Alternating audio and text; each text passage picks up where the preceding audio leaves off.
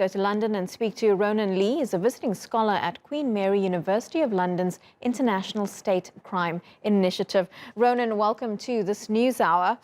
This unrest that we've seen in Myanmar for such a long time, for decades now, does it all really stem from the many ethnic divisions within the country? How much of a role then does the military have to do with what we've been seeing over the last 7 decades? The problem is that the military of Myanmar is not prepared to accept very basic aspirations that ethnic minorities or the public at large of Myanmar have for their country. I mean, we had a coup in February of 2021. 11 months later, we still see significant unrest within Myanmar. I mean, it's a civil war. There's unrest in ethnic communities, and there's great unrest among the majority of the country, the Burma Buddhist community, which is the largest ethnic community within Myanmar. It's the community that the military would usually look to provide support for them. And they're not supporting the military either. I mean, their view is that they don't want the military in control of their country. They want the results of the elections that were held just over 12 months ago to be respected. They want a democratic future for their country. The military's view, though, is that they're presenting their role as one of safeguarding the non-disintegration of Myanmar. They believe that, or they contend, that Myanmar is at risk of, in some way, disintegrating if the military doesn't hold the country together. And look, that's rubbish.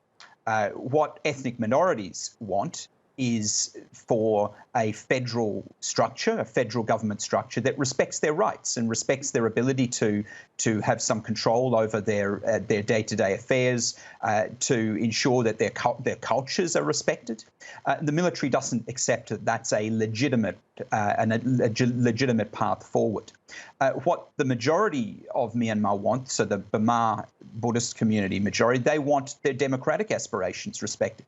And the military doesn't respect that either. And that's the cause of the conflict that we're seeing. And it won't end until the military either steps away from government or is forced out of government.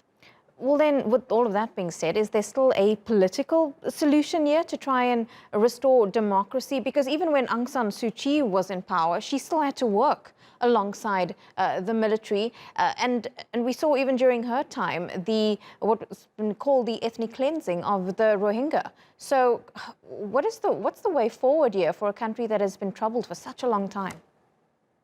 The most recent civilian or quasi-civilian government of Myanmar, so this is the one under Aung San Suu Kyi, I think in many ways was a victim of the 5 decades of military rule that preceded it in Myanmar, and they made significant compromises with the military to have some element of democratic politics within that country. The mood within Myanmar has changed, though, considerably following the 2021 coup.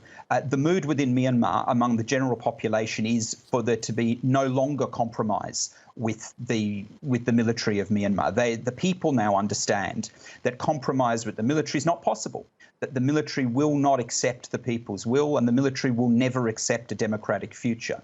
So where we're at is that either the military removes itself, which it won't do, or they will have to be removed. And that's why we're seeing protests.